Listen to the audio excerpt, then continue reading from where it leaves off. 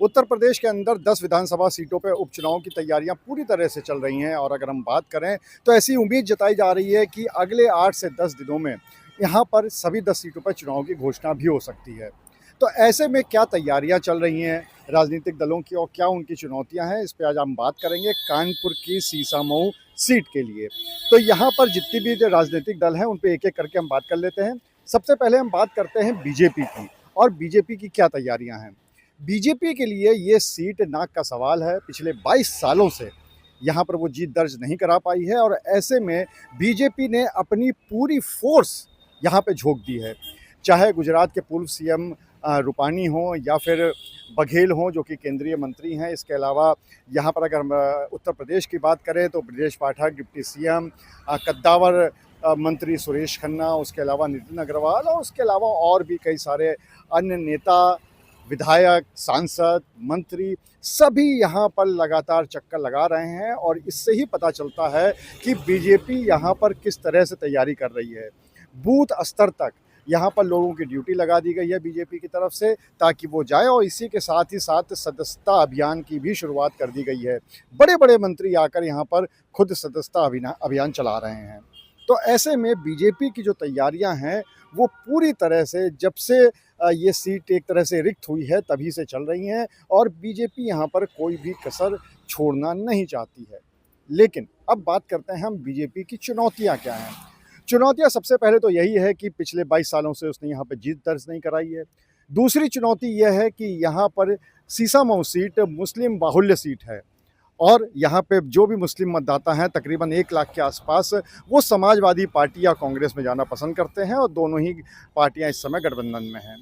तीसरी जो सबसे बड़ी चुनौती है वो ये कि जिसके भरोसे इस समय बीजेपी चल रही है यानी दलित और पिछड़े वोटर, उन्होंने भी यहाँ पर चुनाव बहिष्कार का ऐलान कर रखा है और उन्होंने ये कहा है कि उनकी बहुत सी ऐसी मांगें हैं जो पिछले कई वर्षों से पूरी नहीं हुई हैं। जैसे सबसे बड़ी मांग है मालिकाना हक वाली, तो ऐसे में अगर उनकी मांग पूरी नहीं होती है तो वो चुनाव बहिष्कार कर देंगे। और अगली जो सबसे बड़ी चुनौती है बीजेपी के लिए वो ये कि यहाँ पर अभी तक बीजेपी की तरफ से आधिकारिक तौर पे ही 60 से 70 नाम जा चुके हैं प्रत्याशी के लिए। यानी अगर सबको मिला लिया जाए, अनौपचारिक प्रत्याशियों को भी मिला लिया जाए, तकरीबन ये संख्या 100 के आसपास पहुंचती है।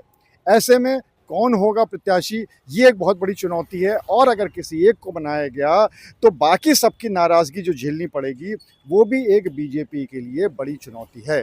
क्योंकि यहाँ पर अगर हम कानपुर शहर की बात करें तो कई सारे धड़े हैं बीजेपी के जो अलग अलग अपनी एक तरह से पावर सेंटर हैं और वो कहीं ना कहीं नुकसान पहुँचा सकते हैं। तो ये बीजेपी के लिए एक बहुत बड़ी चुनौती है।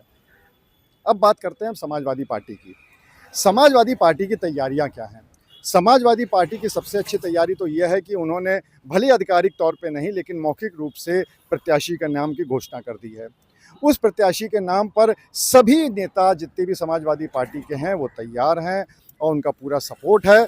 और दूसरी, उनके साथ चूँकि पिछले कई सारे चुनाव से समाजवादी पार्टी के इरफान सोलंकी ही जीतते हुए आ रहे थे, इसलिए काफ़ी कॉन्फिडेंस भी है यहाँ पर। और उसके बाद मुस्लिम बाहुल्य सीट है और मुस्लिम मतदाता जो हैं वो काफ़ी बड़ी संख्या में समाजवादी पार्टी की तरफ जाते हैं और लोकसभा चुनाव में भी बीजेपी को इस सीसामऊ क्षेत्र से तकरीबन 26,000 वोटों से मात मिली थी। तो इसको लेकर भी समाजवादी पार्टी काफ़ी आशा उसने बनाई हुई है। लेकिन जिस तरह से बीजेपी दलित और पिछड़ों को लेकर चल रही है, इसको देखते हुए अब समाजवादी पार्टी ने भी अपने इस वर्ग का प्रतिनिधित्व करने वाले जो नेता हैं उनको जिम्मेदारी सौंप दी है और वो बहुत ही जल्दी कानपुर में आने वाले भी हैं। तो ये तो है समाजवादी पार्टी की चुनौतियाँ, माफ़ करिएगा तैयारियाँ। अब उनकी बात कर लेते हैं कि समाजवादी पार्टी की चुनौतियाँ क्या हैं। चुनौती तो यह है कि कहीं ऐसा ना हो कि ओवर कॉन्फिडेंस में आकर समाजवादी पार्टी को जितनी मेहनत यहाँ पर करनी चाहिए थी वो ना करें, क्योंकि बहुत ज़्यादा वो ग्राउंड पे दिखाई नहीं पड़ रहे हैं। कहीं ना कहीं मान के चल रहे हैं कि वो उनकी जीती हुई सीट है, लेकिन यही ओवर कॉन्फिडेंस कहीं उनके लिए हार का कारण ना बन जाए, ये एक सबसे बड़ी चुनौती है। दूसरी चुनौती यह है कि वो गठबंधन में है। ऐसे में कांग्रेस के कार्यकर्ता या कांग्रेस के वोटर उनका कितना साथ देते हैं, ये तो देखने वाली बात होगी। और तीसरी बात यह है कि जो दलित और पिछड़ा वोटर है उसकी मांग कि ये भी है कि अभी तक समाजवादी पार्टी के विधायक रहे थे, तो उन्होंने भी उनके लिए कुछ नहीं किया, उन्होंने भी आवाज़ नहीं उठाई। तो ऐसे में कहीं उनकी जो गुस्सा है, उनका नाराज़गी जो है, उसका खामियाजा कहीं समाजवादी पार्टी को ना भुगतना पड़े। तो ये चुनौतियां हैं समाजवादी पार्टी की। अब बात करते हैं हम बहुजन समाज पार्टी यानी बसपा की। बसपा की तैयारियों के नाम पर अगर देखा जाए तो फिलहाल कुछ नहीं है। वैसे भी उपचुनाव बसपा पहली बार लड़ रही है।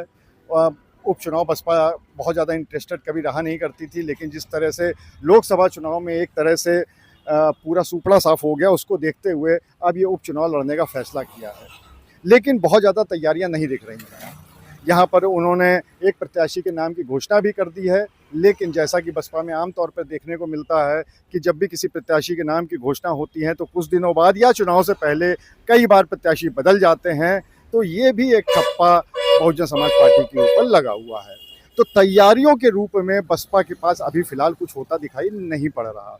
लेकिन हाँ, अगर हम चुनौतियों की बात करें तो चुनौती उनके साथ ये है कि अभी तक इस सीट पर बसपा ने कभी भी कोई बहुत ज़्यादा इम्पैक्ट नहीं डाला है। चाहे कांग्रेस जीती हो, चाहे बीजेपी के प्रत्याशी जीते हों, चाहे समाजवादी पार्टी के जीते हों, लेकिन यहाँ पर अभी तक कोई इम्पैक्ट नहीं हुआ है। ये एक बड़ी चुनौती है। दूसरा, यहाँ पे जो सेकंड लार्जेस्ट वोटर है वो उनका कोर वोट बैंक है, यानी दलित और पिछड़ा, जो एक समय बहुजन समाज पार्टी का हुआ करता था।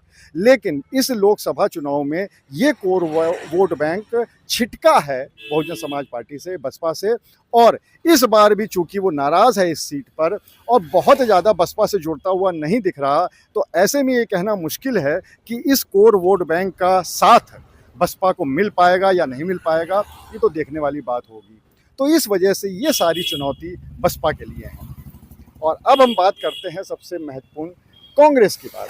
कांग्रेस की बात महत्वपूर्ण मैं क्यों कह रहा हूँ, इसके पीछे कारण है। कांग्रेस भले ही गठबंधन में है, लेकिन कहीं ना कहीं इस सीट पर उसकी तैयारियां एकला चलो की राह पर चल रही हैं। यहाँ पर बाकायदा उनके प्रभारी भी बनाए गए हैं, वैसे तो अन्य सीटों पर बनाए गए हैं, उसी तरह यहाँ पर भी बनाए गए हैं। अभी 2 दिन पहले की बात है कि यहाँ पर उनके मीडिया प्रभारी इस सम्मेलन के लिए, जो कि संविधान सम्मान सम्मेलन होने वाला है, उसके लिए भी बना दिए गए हैं। इसके अलावा जो वहाँ के नेताओं से बात चली है, वहाँ की तैयारियों की बात चली है, तो ऑन रिकॉर्ड तो नहीं, लेकिन हाँ ऑफ रिकॉर्ड उनके नेताओं ने ज़रूर कहा है कि पिछली कई बार ऐसा रहा है जब कांग्रेस के विधायक यहाँ पर थे, लगातार कई बार से थे, संजीव दरियावादी थे, उनकी माता जी थी, वो सब यहाँ पर विधायक बन चुके हैं। तो ऐसे में उनका दावा भी इस सीट पर है और इसी को लेके वो तैयारी कर भी रहे हैं। हालांकि अंत में आके तो यही कह दिया जाता है कि जैसा आला कमान कहेगा वैसे किया जाएगा, लेकिन अगर ग्राउंड की हम बात करें तो ग्राउंड पे बाकायदा कांग्रेस की तैयारियां चल रही हैं। उनके नेता बाहर निकल रहे हैं, उनके कार्यकर्ता काम कर रहे हैं और जिस तरह से तैयारियां चल रही हैं उसमें कहीं सपा को लेके नहीं चल रही हैं, वो अकेले ही चल रही हैं। तो इसी बात से अंदाज़ा लगाया जा सकता है कि कहीं ना कहीं कांग्रेस इस चीज़ के लिए तैयार है कि अगर आला कमान कह देगा तो फिर वो इस चुनाव में लड़ेंगे और अकेले लड़ेंगे। एक बात तो बिल्कुल साफ है, जो समाजवादी पार्टी ने साफ कर दी है कि अगर ऐसा हुआ तो गठबंधन से प्रत्याशी अगर होगा तो वो सिर्फ समाजवादी पार्टी का होगा, वरना नहीं होगा, वरना दोनों पार्टियां अलग अलग लड़ेंगी। ये आधिकारिक तौर पर समाजवादी पार्टी के नेता बोल भी चुके हैं। अब रही चुनौतियों की बात कि कांग्रेस के लिए चुनौतियां क्या हैं। कांग्रेस के लिए भी वही चुनौती है जो बीजेपी के लिए है कि बहुत लंबे समय से, तकरीबन 20 साल के ऊपर हो गए हैं, कांग्रेस यहाँ पर जीत अपनी दर्ज नहीं करा पाई है। दूसरी बात यह है कि उसने लोकसभा में जो अच्छा प्रदर्शन किया भी तो वो समाजवादी पार्टी के साथ मिल में किया, गठबंधन में थी इसलिए किया। तीसरी बात अगर हम करें तो प्रत्याशी की, तो कांग्रेस में भी बीजेपी की तरह तो नहीं, उतने ज़्यादा तो नहीं, लेकिन फिर भी बहुत सारे ऐसे नेता हैं जो कि चुनाव लड़ना चाहते हैं और लगातार अपना नाम दे भी रहे हैं। और जो सबसे बड़ी चुनौती है कांग्रेस के लिए वो है उनके आपस की खींचतान, क्योंकि बीजेपी की तरह ही कांग्रेस में लगातार खींचतान चल रही है और इस बात से कोई इनकार नहीं कर सकता। कई बार दोनों तीनों गुट जो हैं आपस में वो बयानबाजी भी करते रहे हैं। तो ऐसे में अगर कांग्रेस के प्रत्याशी को उतारा जाता है तो वो किस तरह से अपने गुटबाजी पर रोक लगा पाएंगे, ये तो देखने वाली बात होगी। इसके अलावा किसी भी गठबंधन के कोई और दल के चुनाव लड़ने की उम्मीद फिलहाल नज़र नहीं आ रही है। बीच में थोड़ी सी मांग अपना दल की तरफ से उठी थी कि रामपुर की तर्ज पे उनको भी ये वाली सीट दी जाए, लेकिन हालांकि उनकी प्रमुख अनुप्रिया पटेल ने जिस तरीके से इस बात से इनकार ही कर दिया है कि वो किसी सीट पर चुनाव लड़ेंगी, तो इस बात की संभावना नहीं है कि सीसामऊ में अपना दल का कोई प्रत्याशी आएगा। इसके अलावा और किसी दल की यहाँ पर बहुत ज़्यादा पकड़ दिखाई नहीं पड़ती। तो जो 4 प्रमुख दल हैं, उनकी जो तैयारियां हैं वो भी हमने आपको बताई, उनकी जो चुनौतियां हैं वो भी हमने आपको बताई। अब देखने वाली बात ये होगी कि जब चुनाव की घोषणा होगी तो यहाँ पर कौन कौन से दल अपने प्रत्याशियों को उतारते हैं और आखिर में जीत किसकी होती है। अनुराग अग्रवाल, TV9 कानपुर।